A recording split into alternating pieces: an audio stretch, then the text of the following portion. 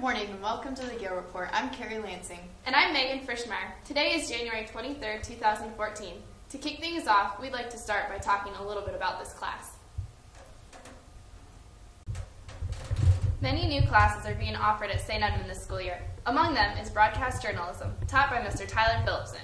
This semester, the class consists of 8 brave souls who make their very own podcast, which you can listen to on Phillipson's website, along with creating a news program to inform the student body of St. Edmund of important school and community events.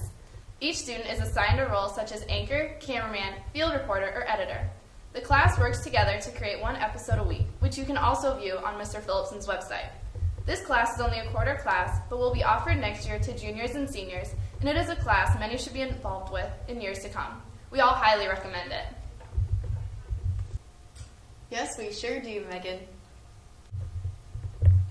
In other news, there has been a recent outbreak of skin disease in the St. Edmund Wrestling Room. 7 victims have been suffering over the last week. According to the National High School Sports-Related Injury Surveillance Study in 2012, over half the students' skin diseases came from the sport of wrestling.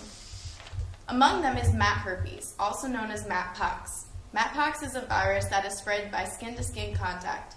According to Mrs. Rasmussen, an RN, some people are more susceptible than others, especially people with open wounds, mostly around the neck, head, face area.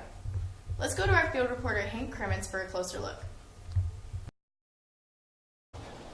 Thanks, Carrie.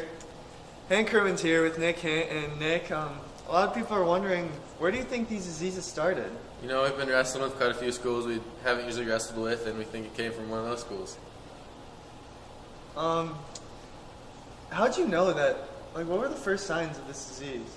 You know, there's a couple other guys that had them, and they looked like pimples, but they weren't because they had scabs on them. And I had scabs, they had scabs. Mine itched, theirs itched. So, you know, I went to the doctor and got it checked out, and that's what it was. Thanks for your time, Nick. Back to you, girls. As a result of the outbreak, last Friday the school had to deep clean the locker rooms and wrestling room. Wrestlers could not have practice that day, and they had to resort to pulling out of the meet in Perry on Saturday. Due to cleaning and hard work of the community's medical personnel, this outbreak is being contained. Let's just hope it stays that way. Hopefully the wrestlers can get back on track as we move into the postseason soon. In other news, last week the Respect for Life group arrived safely in Washington, D.C. After a long bus ride and a very uncomfortable night of sleep, they reached the hotel where a shower was first on everyone's mind.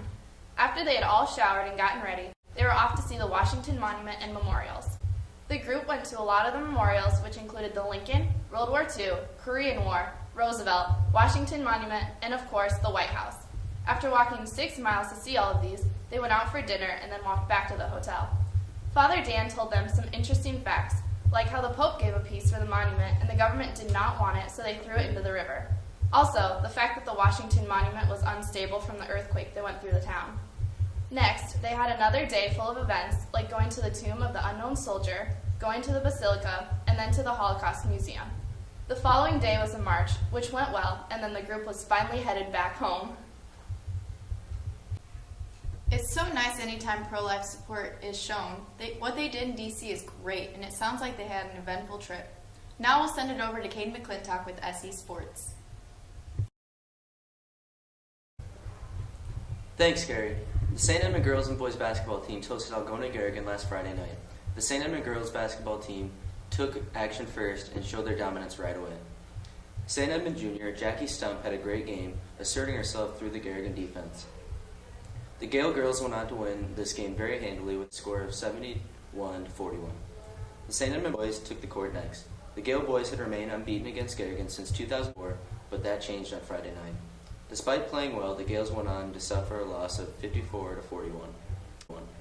Unfortunately, the Gaels wrestling team was unable to compete at Perry tournament last weekend because of too many wrestlers being out with skin infections.